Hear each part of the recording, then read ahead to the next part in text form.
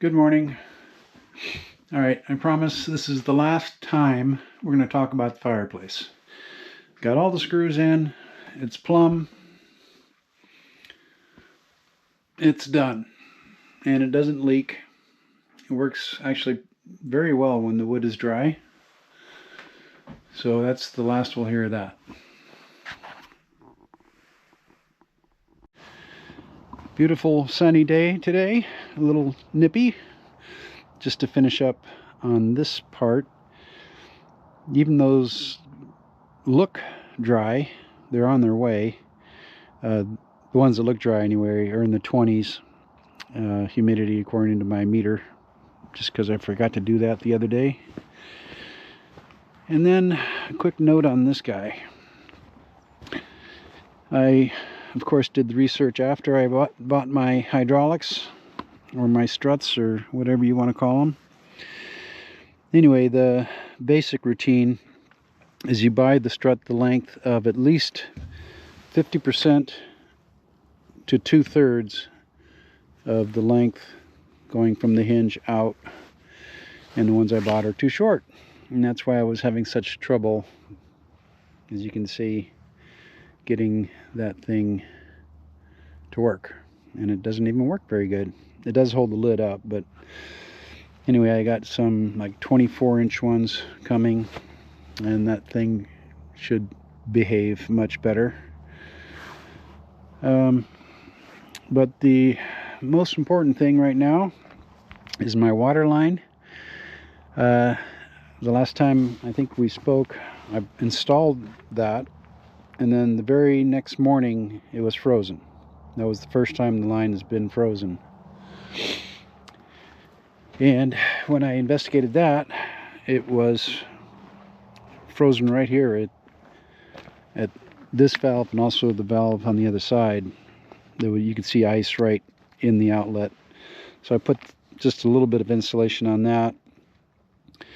And last night it froze at 6 p.m.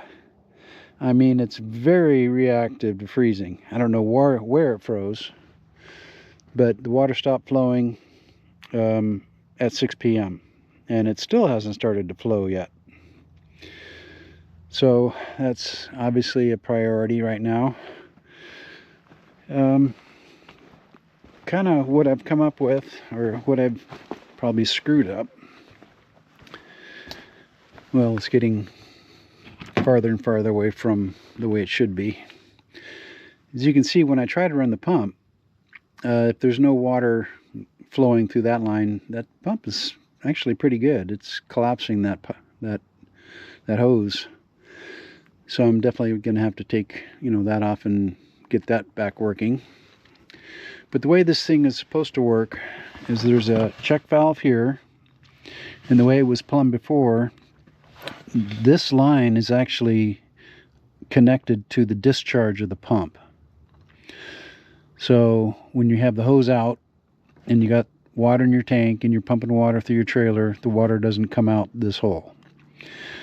The reason I don't like that is because the check valve puts about 1.5 psi or something like that. It's got some pressure on it, and if you're just drawing gravity from up the hill, the water doesn't get through that check valve. So right now it's just a pass through.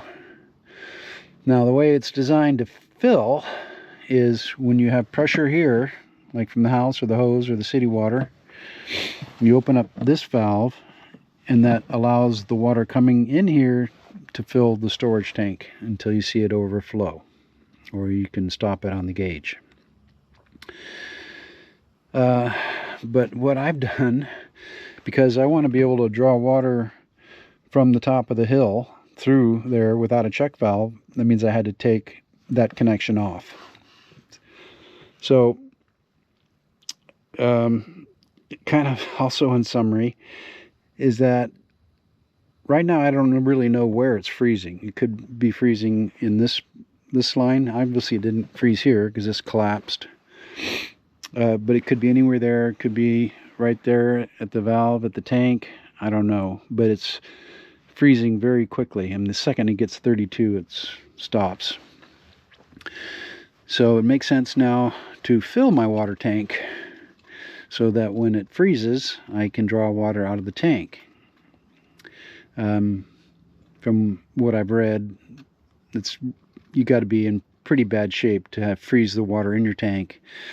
You know, freezing overnight plus freezing during the day, and that probably doesn't happen too often here. And we should get advance warning if it's about to. So right now I'm going to connect. I bought some tees and things, so I'm just going to connect this line to a tee that feeds the inlet of the pump, and then a valve that I can open to fill the water tank. So probably in winter or in times when it's freezing at night, that valve will remain open, and I'll just shut this valve at the hose over there and then just run off the tank. And then whenever I need to refill the tank, I just turn the valve on over there, and kind of back to where I was before I did anything or the first time I took this check valve out. Alright, I'm going to get that done real quick, and then the next thing, you can fast forward.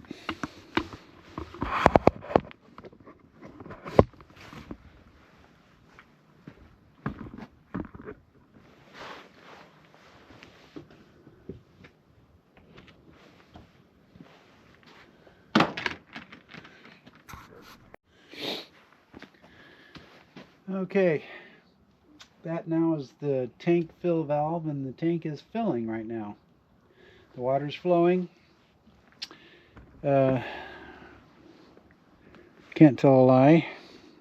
Last night I went out and insulated that hose bib or petcock or whatever, and I shut it off. And that's why the water stopped at 6 p.m. when it was only 34. So my temperature gauge is accurate. You got to open the valve. But in the off chance it does get cold enough, of course, once the tank's full, I'm going to stop the valve and then run off the tank like I have been. And then tomorrow morning it's going to be freezing again, and I think it's going to get down to 26 maybe Wednesday. But it'd be nice to see if nothing freezes up down to 26. I'd be excited about that. But it's also good to have the tanks fairly full because they take longer to freeze. Right now, or before, it was empty. So, speaking of that, why isn't any water coming out of here? That's open. That's the drain valve. Gotta do some investigation. Okay, the next thing on the to-do list is, it's going to take a while. I don't know why water wasn't coming out of the drain yet, but I did have the kitchen faucet on, so yesterday morning I just turned it on, and about 9:30 it started dripping, and that's when I was able to get everything free. So when I turned the water on, it was coming out there. Maybe that's why it wasn't coming out the drain line, but I'm not going to worry about that yet. Alright, so the owner, Thomas,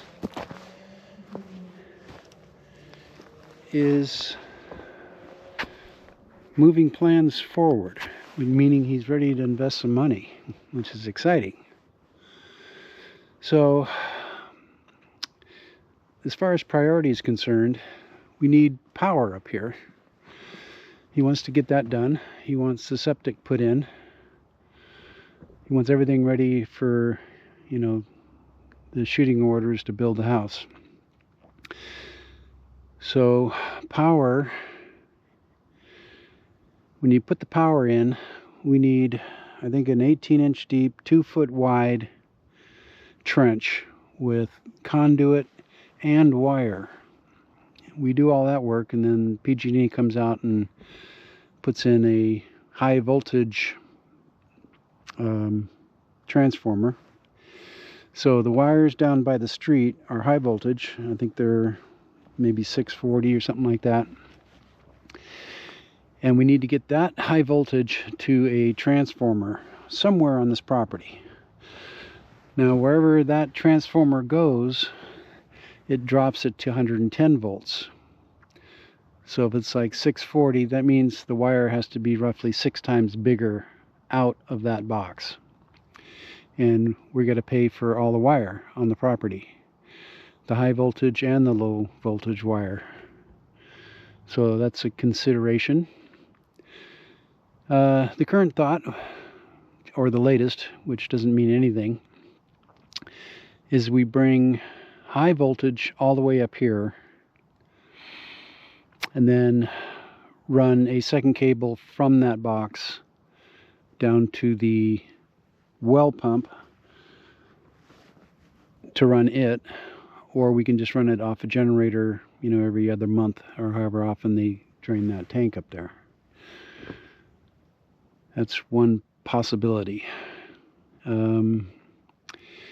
Some of the things in question are when you wire a trench, it pretty much disrupts that whole path. So for whatever reason, I'm thinking, and then we also got to get a real live road up here. It's not something that you're slipping and sliding on, you know, when it rains. Just a ton of rock on the road I'm using now would probably be fine. But anyway, here's another thought. This area here, it's got a lot of dirt at the end there. It's, the little valley between these two hills. I never really see water, rushing down here unless it's coming off the pad here down into it. But it's kind of more gentle. Like there's a little hump right there, but this is it gets a steep right here at the end. But if the driveway was here, like right about there, I'm not looking at the viewfinders, but that last kind of level or even slope where that brown stuff is, if we graded from there to, let's say, the end of the old pot farm, just carved it down and met that at a whatever grade that would be. I'm guessing it's under 15. And then, so basically your driveway would come right through there, and then you would have a ramp coming up to the upper pad up here at the end of that corner where the brown stuff is, the fertilizer.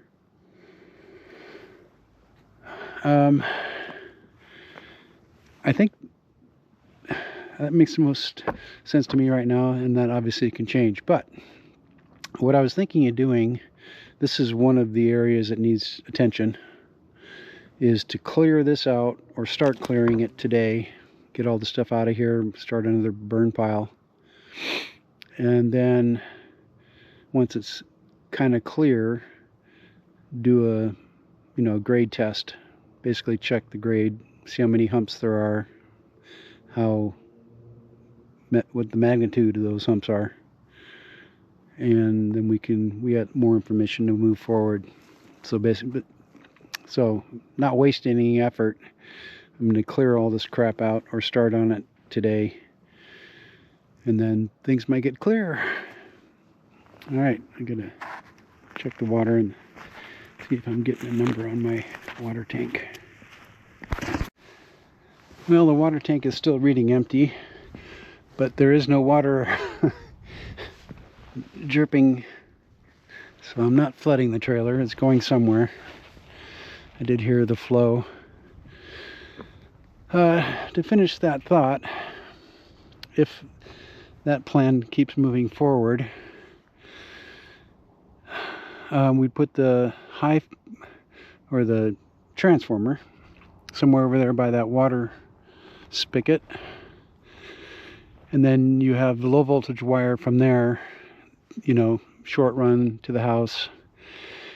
And then I think, you know, if we do get the power trench running down there, that would be the first step after it's all cleared out and everything. We would run a second conduit all the way to the street. So if you want cable or something exciting happens down by the road, it could be fished up here without any trouble.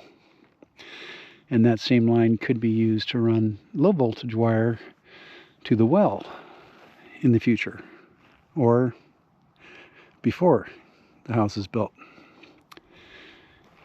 That's all the stuff to consider. Any suggestions are more than welcome. Nothing about this upcoming work is going to be fun, but there is water trickling off the top up here. It might be kind of handy to have a driveway pointing down this way with a trench on the side of it, perhaps, maybe. All right, this battery's going to run out quick. I don't know when I'll get to it, but there's a piece of garbage up there. Well, there's several pieces of garbage. I'm going to start with that. Fast forward.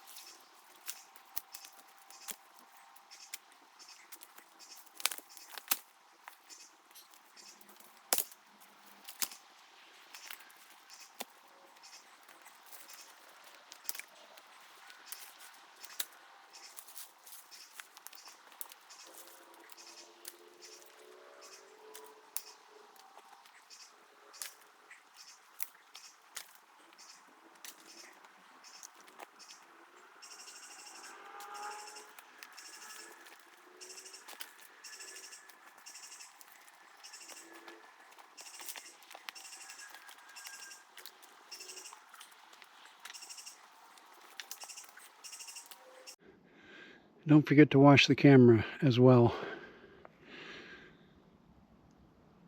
Okay.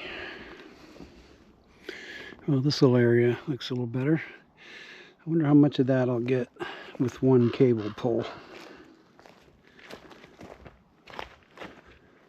I realized, usually realize later, or I do, that I should have laid the cable down and just thrown this on top of the cable. Password.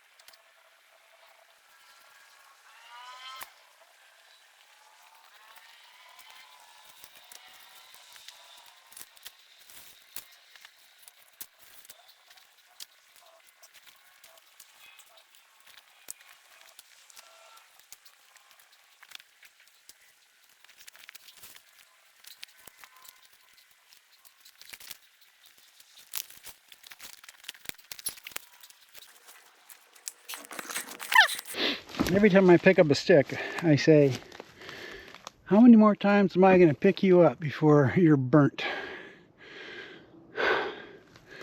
Looks a lot better.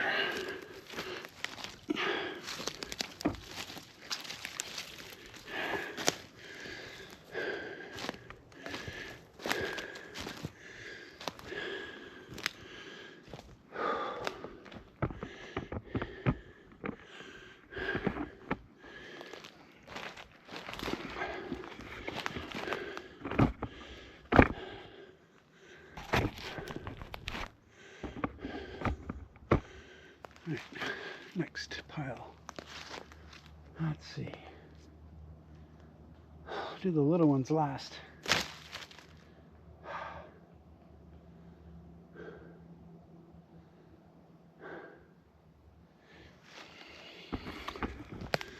Now that big one there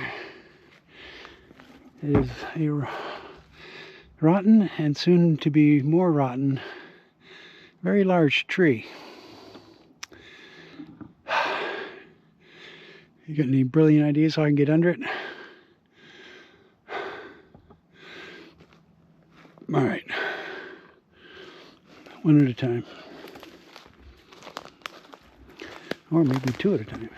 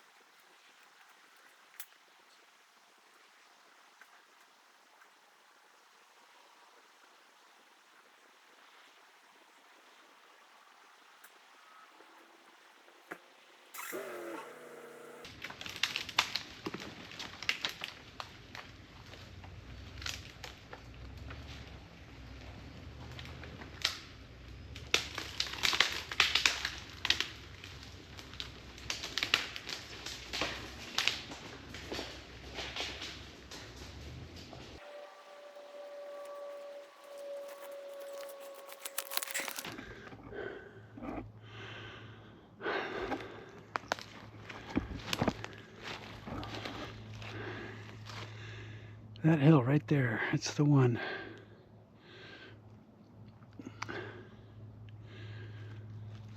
Oh, this is actually cleaning up pretty well. Oh shoot, I got stuff in my way up there. I think it's time to catch up with the mess and pile this stuff up.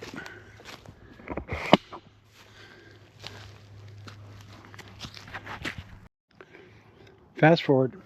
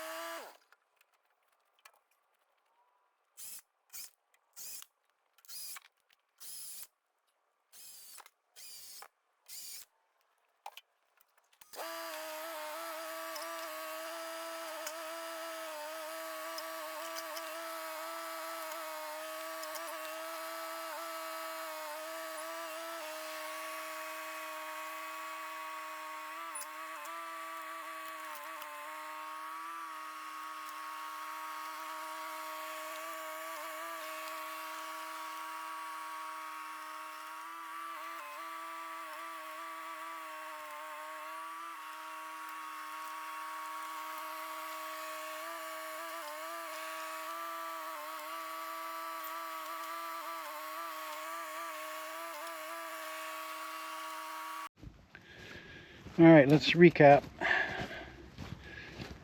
God, don't forget to put that cable. I guess I'll leave my truck there. Before and after. Still got that big old log. It's going to be trouble. But doesn't, I mean, that looks like a pretty good road, at least up to that hill. So if that hill is just as steep as one of the two that I'm climbing now, this wouldn't work. But, man, that looks a lot better. Tomorrow, it's getting cold. I can't feel my fingers. That's going to be, that's a good one there. Look at the size of that monster. I came off of that tree. God only knows when that's coming down. All right, so now that I can see this a little better, see, we're pretty good, like from that tree right there, all the way through there is gentle. I mean, that's easy. We could even bring that slope down to meet the, right at that tree it drops, probably, fairly good. Just right there is a little hump. And that all the way down, that's the road right there. That's all about the same elevation. There's really not a big hump here. I think we gonna look more serious at this as this gets cleaned up. I'll clean it all the way up to the road, and then we'll take a better look at it. All right, we're done for the day.